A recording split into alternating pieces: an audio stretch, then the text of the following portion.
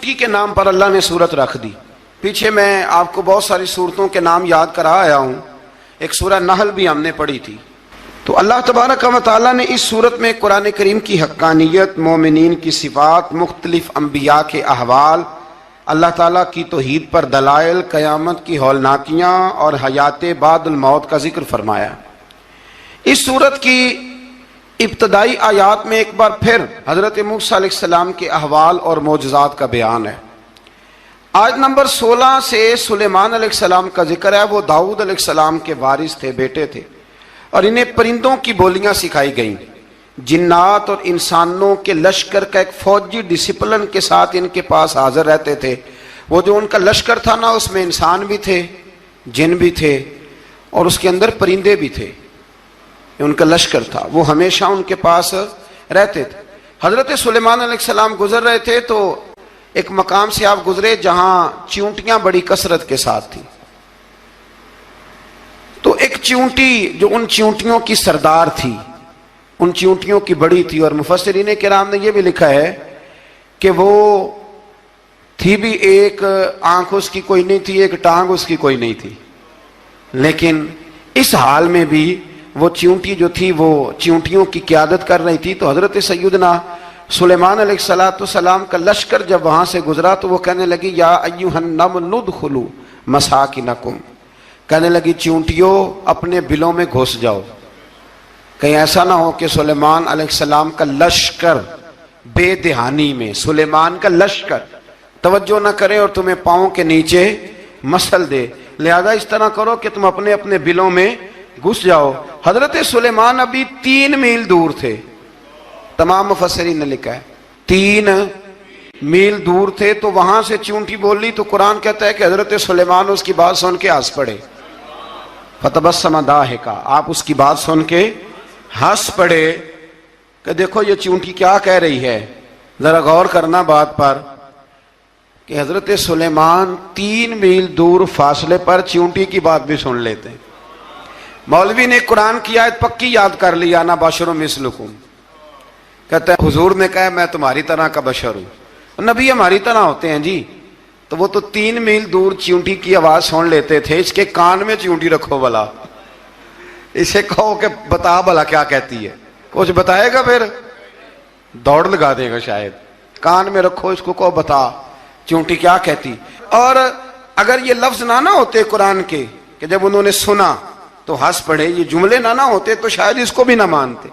लेकिन हजरत सुलेमान ने सुनी चींटी की बात। और अब अगली बात कहने लगा हूं, बड़े खूबसूरत लफ्ज लिखे हैं मुफस्सिरीन ने।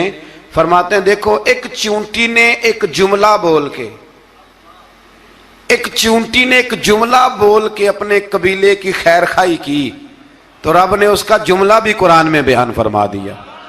तो जो सारी जिंदगी लोगों को जुमले बोल बोल के कहे रब रसूल की तरफ आ जाओ, तो अल्लाह क़यामत में उसकी बात को कायम नहीं फरमाएगा। जो भी किसी की खैर खाई करे वो एक जुमला बोल के करे, और हो भी चींटी।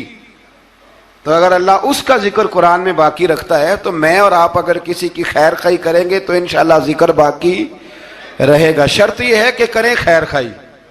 खैर खाई करो किसी की, एक जुमला बोल के भी करो, चींटी भी हो तो अल्लाह कुरान में जिक्र बाकी फरमा देता है। तो अल्लाह तबारक व तआला ने इस बात का जिक्र कुरान मजीद में फरमाया। इस पर कई कुछ लिखा है। इसी तरह से एक बात और लिखी है हमारे मुफस्सिरीन ने कि हजरत सुलेमान एक दिन ना इसी तरह निकले, कहत पड़ गया था, बारिश नहीं होती थी। तो हजरत सुलेमान बाहर मैदान में निकले दुआ करने के लिए, खुश्क साली थी। तो जब आप गए तो एक चींटी अपने पैर फैला के दुआ मांग रही थी। तो रब करीम ने फरमाया सुलेमान आप वापस चले जाएं, बारिश आ जाएगी पर आएगी चींटी की दुआ पे। तो हज़रत सुलेमान ने अर्ज की, मौला मैं भी तो इतना लश्कर लेके आया हूं ना, तो चलो हमें भी दुआ कर लेने दे। तू चींटी की दुआ पे बरसा देना पर दुआ कर लेने दे। फरमाया नहीं, आप वापस जाएं, दुआ ना मांगे। या अल्लाह क्यों? फरमाया चींटी का दिल टूट जाएगा, वो तो कहेगी कि ये सुलेमान की लश्कर दुआ पे फिर बारिश आई है। तो आप ना करें ताकि उसके दिल में ये बात रहे कि नहीं मेरे रब ने मेरी दुआ पे बारिश फरमाई है। आप जाएं, आज बारिश आएगी पर आएगी चींटी की दुआ पे। तो जो चींटी बारिश की दुआ करे कौम के लिए, अल्लाह अगर उसका जिक्र कायम रखता है तो जो अपनी कौम के लिए हिदायत की दुआ करे, और कभी कभी गर्दन झुका के देखा करो कि दिल में रसूलुल्लाह की उम्मत का दर्द कितना है। अगर कहीं हुजूर की उम्मत का दर्द है तो फिर इंशाल्लाह जिक्र क़यामत तक बाकी रहेगा। फिर इंशाल्लाह क़यामत तक आने वाली नस्लें भी आपका जिक्र करेंगी अगर हुजूर की उम्मत का दर्द सीने में मौजूद है। इसी तरह से फिर हजरत सुलेमान के लश्कर में ना एक हुदहुद नामी परिंदा भी था, लश्कर का कारकुन था परिंदा। हुदहुद गायब था तो हजरत सुलेमान कहने लगे किधर गया वो हुदहुद, नजर ना आज आया, सख्त सजा दूंगा, यहां तो कोई अच्छी खबर लाएगा। क्योंकि वो हुदहुद परिंदा जाता था तो खबरें ला के देता था, वरना सजा दूंगा। उतनी देर में हुदहुद भी आ गया। तो ये परिंदे जो कारकुन होते हैं बड़े सियाने होते हैं, कभी बंदा नाराज हो तो सही खबरें ले आते हैं। तो सही खबर लेके आ गया, आते ही आके बैठा तो उसने हजरत सुलेमान अलैहिस्सलाम ने कहा कहाँ थे? अर्ज करने लगा हुजूर मैं मुल्क सबा गया था, वहां एक औरत हुक्मरानी करती है, उसका नाम बिल्कीस है, बहुत बड़े तख्त पे बैठती है, 80 गज उसका तख्त लंबा है, 40 गज चौड़ा है और शायद 80 मान के 80 टन उसका वजन है। तो हुजूर वो सूरज को पूछते हैं। तो हजरत सुलेमान ने फौरन खत लिखा, फरमाया जाके उसे मेरा खत दे दो कि यहां तो कलमा पढ़ के हमारी फरमा बरदार बन जाए, वरना तैयार हो जाए, जो अल्लाह के गैर को पूछते हैं हम उनके खिलाफ जंग करेंगे। वो जब लेके गए ना खत, ये हुदूद गया तो वो मीटिंग कर रही थी, उसके वजीर मशीर सारे बैठे थे। इसने जाके खत फेंक दिया मलका बिल्कीस की झोली में। उसने खत पढ़ा तो डर गई, वजीरों को बुलाया। हजरत सुलेमान, कुरान कहता है हजरत सुलेमान ने कहा था खत फेंक के ना तो साइड पे होके सुनना वो क्या कहता है। बंदों के लिए मना है, परिंदों के लिए जायज है। बंदों के लिए मना है साइड पे होके सुनना। हाँ, जिसकी जासूसी की ड्यूटी हो, कुफर की जासूसी की, उस बंदे के लिए भी जायज है। तो यहाँ एक तो वो परिंदे थे, दूसरा कुफर की जासूसी कर रहे थे।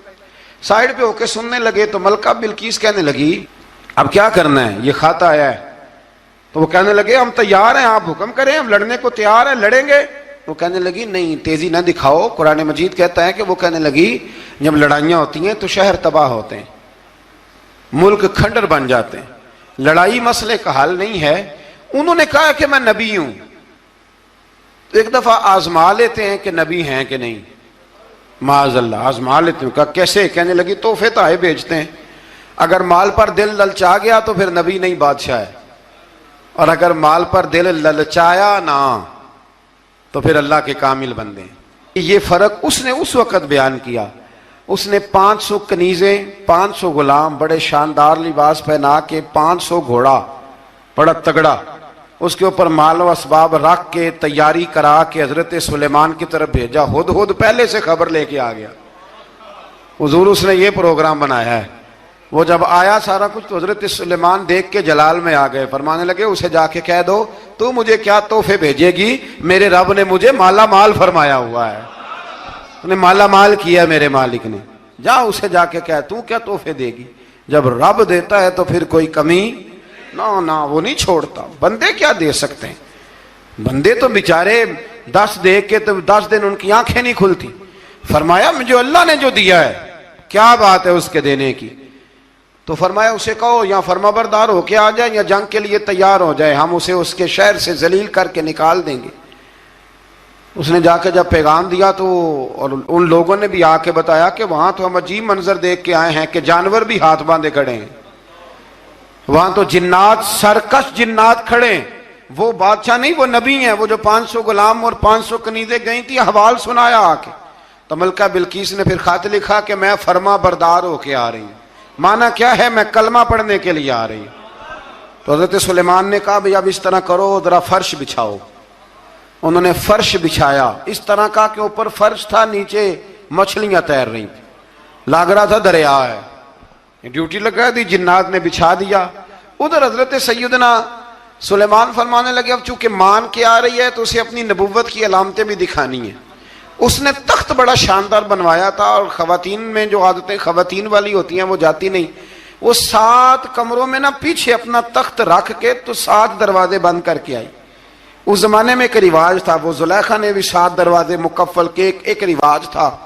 एक कमरा, फिर कमरे के पीछे कमरा, फिर उसके पीछे कमरा, फिर उसके पीछे कमरा, और उसको बड़े मोटे ताले लगाए जाते थे। और फलसफा यह था कि एक ताला तोड़ेगा कोई तो जब तक सिपाही आ जाएंगे, और अगर उसके तोड़ने तक ना आए तो दूसरे के तोड़ने तक आ जाएंगे, और उसके तोड़ने तक ना आए तो सातवें तक तो आ ही जाएंगे। ये उन लोगों का नफसियाती मामला था, सोच थी। 7 कमरों में मुकफ्फल करके ना वो निकली तो हजरत सुलेमान अलैहिस्सलाम कहने लगे, भाई मुझे उसका तख्त चाहिए उसके आने से पहले। उसके आने से इस वाक़े की क्या जरूरत थी कुरान पाक में? ये क्या हाजत थी ये तख्त वाली सारी बात कुरान ने क्यों बयान की? पूछें आप अपने दिल से भी और इनकार करने वाले मुनकरीन से भी, इसकी क्या जरूरत थी?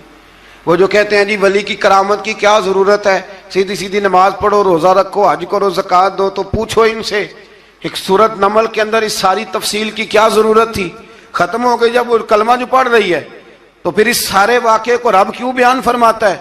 हजरत सैयदना सुलेमान फरमाने लगे तख्त चाहिए, और चाहिए उसके आने से पहले। काला इफरीतुम मिनल जिन, जिन्नों में से एक बहुत बड़ा जिन बोला, कहने लगा हुजूर आपका ये तख्त बर्खास्त होने से पहले ले आऊंगा। ये जो आप मीटिंग कर रहे हैं ना, या फैसले खत्म, कुछ ने लिखा सुबह से शाम तक मीटिंग होती है और उसको आने में पता नहीं कितने दिन लगेंगे, तो मैं ये बर्खास्त होने से पहले। और कुछ ने कह दिया आप शर्त क्यों लगाते हैं कि सुबह से शाम तक होती? उस जिन ने कहा दिया आप 10 मिनट में फारग हो जाएं, आप फारग होंगे तो तख्त आ जाएगा। मुफस्सिरीन ने लिखा है कि जब कुरान कहता है कि उसने कहा कि आपके फारिग होने से पहले, तो इसका मतलब है कि जब आप उठेंगे, ये जगह खाली कर देंगे तो तख्त यहां किवें,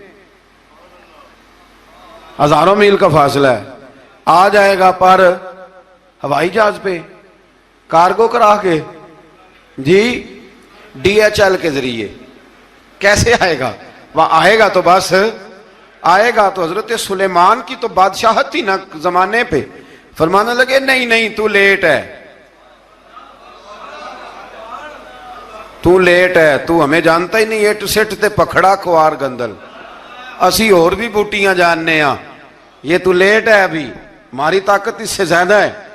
बड़ी कमाल बात लिखी है लिखने वालों ने। एक मुफस्सिर ने लिखा है कि अभी हजरत सुलेमान ने गुलामों से मंगवाया है, अपनी बात कोई नहीं की, ये हाल है उनके गुलामों का, तो सरदार का आलम क्या होगा? हजरत सुलेमान कहने लगे भी जल्दी जाइए। काल अल्लज़ी इंदहु इल्मुम मिनल किताब अना आती कभी कबल अन यरतद्द इलैका तरफुक, तो उठा उनमें से वो जिसके पास किताब में से इल्म था, सारी किताब का भी नहीं, इल्मुम मिनल किताब, किताब वो उठे जिनके पास किताब में से इल्म था। तो वो उठ के कहने लगे हुजूर मैं ले आऊंगा कब? आपके आंख झपकने से, नहीं आंख झपकने से, बंदा था जिन था, जिन की तो बात मानी नहीं उन्होंने, क्या कहा? आंख झपकने से, मैं आंख झपकने से पहले ले आऊंगा। तो हज़रत सुलेमान कहने लगे तू ठीक है चल ला, फिर ला, फिर आंख झपकने से बड़े ही ना, नहीं फिर गुस्सा नहीं आता उन पे, फिर गुस्सा नहीं आता। मेरे शेख कामिल मुर्शद अकमल शेख बहरोबार हुजूर गौसे पाक जिलानी, हजरत गौसे आजम यूं करके शागिर्दों को मुरीदों को सबक पढ़ा रहे थे, पढ़ाते पढ़ाते हाथ आगे किया, और जब हाथ वापस आया तो भीग गया था सारा। तो शागिर्द कहने लगे हुजूर ये क्या है? फरमाया तुम्हें नहीं समझ आएगी, छोड़ो तुम्हारे वाली बात नहीं, खासा दी गलामा आगे नहीं मुनासब करनी, रहने दो तुम। कुछ वक्त गुजरा तो कुछ लोग आ गए, अभी क्लास खत्म नहीं हुई थी, कपड़े भीगे हुए हो, वो शागिर्द पहले ही मुंतजिर थे। कहा तुम्हें क्या हुआ? कहने लगे दरिया में जा रहे थे, अचानक हिचकोले आने लगे, तो हमने कोई किसी बेअमल का बाजू तो नहीं ना थामा, हम गौसे आजम के मानने वाले हैं। तो दरिया में कहा या शेख अब्दुल कादिर जिलानी शैय्यन लिल्लाह, अल्लाह के रास्ते में मदद करो। तो कहने लगे बस एक हाथ ही आया है, और यूं कश्ती खींच के बाहर निकालिया। तो अब वो शागिर्द सारे चुप कर गए, कहने लगे जवाब क्यों नहीं देते। उन्होंने कहा तुमने हाथ देखा है पहुंचता हुआ, और हमने हाथ देखा यहां से जाता हुआ। तुमने पहुंचता हुआ देखा है, तो हमने हजरत बहाउल्लाह नक्शबंद बुखारी, उनकी एक मुरीदनी थी, ऊपर चुबारे पे किसी ने उसकी इज्जत पे हाथ डाला, चुबारे पे ऊपर वाली मंजिल पे। उस मुरीदनी ने अपनी इज्जत बचाने के लिए छलांग लगा दी। जब वो नीचे गिर रही थी तो हजरत बहाउल्लाह नक्शबंद बुखारी पहुंच गए। नीचे कोई ऐसा बंदोबस्त कर दिया, कोई चारपाई बिछा दी, कोई ऐसा जिसपे वो आके आराम से गिरी और बच गई। हजरत साहब की तरफ देख के कहने लगी हुजूर आप कब आए। फरमाने लगे पुत्र जब तू चुबारे से चली थी तब मैं बुखारे से चला था।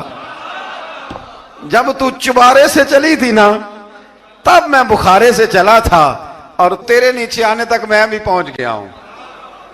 मैं भी मालीदा कम राखी करना, फल कच्चे होण या पक्के, ये पीर मुरीदां दे सिर ते ही रहिंदा है। ये झूठे होण या सच्चे, ये पक्की गुलामी करें या कच्ची करें, पीर की भी मजबूरी होती है, क्या करें। पीर मुरीदां दे सिर ते ही रहिंदा है, ये झूठे होण या सच्चे, क्या किया जा सकता है। देखे ना, नाफरमान बेटे का भी तो जायदाद में हिस्सा होता है ना।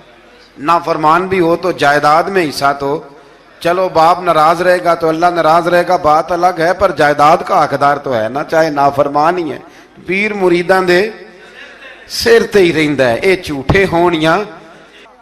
फिर वो तख्त आ गया तो हजरत सुलेमान से पूछा ये क्या है। काला हाजा मिन फजल रब्बी। फरमाने लगे कुछ भी नहीं। हजरत सुलेमान कहने लगे ये मेरे रब का फजल है। शायद सब मुफस्सिरीन ने बड़ी बड़ी बातें की हों, पर यहाँ एक काजी सनाउल्लाह पानीपती रहमतुल्लाह अलैह का फिक्रा मैं पढ़ रहा था, बड़ा मजा आ रहा था। काजी साहब फरमाने लगे इस आयत पे, काजी साहब कहते हैं जिन पर निरा फजल था, हाजा मिन फजल रब्बी, निरा फजल, फरमाया उनकी तो इतनी ताकत है कि वो हजारों मील दूर से 80 गज लंबा 80 गज चौड़ा तख्त आंख झपकने से पहले ले आते हैं। और जिनके बारे में अल्लाह फरमाते हैं बश्शिरिल मुमिनीना बिअन्ना लहुम मिनल्लाहि फदलन कबीरा। फरमाया महबूब अपने गुलामों को खुशखबरी दे दे, बाकियों पे निरा फजल था, इन पर तो फजले कबीर है, इन पर तो बड़ा ही फजल है अल्लाह का। तो फरमाया जिन पर फजले कबीर हो, एक नहीं, इस पर मैं बड़े दलाइल दे सकता हूं, करामाते औलिया पर मैं बड़े ही दलाइल दे सकता हूं, बड़े।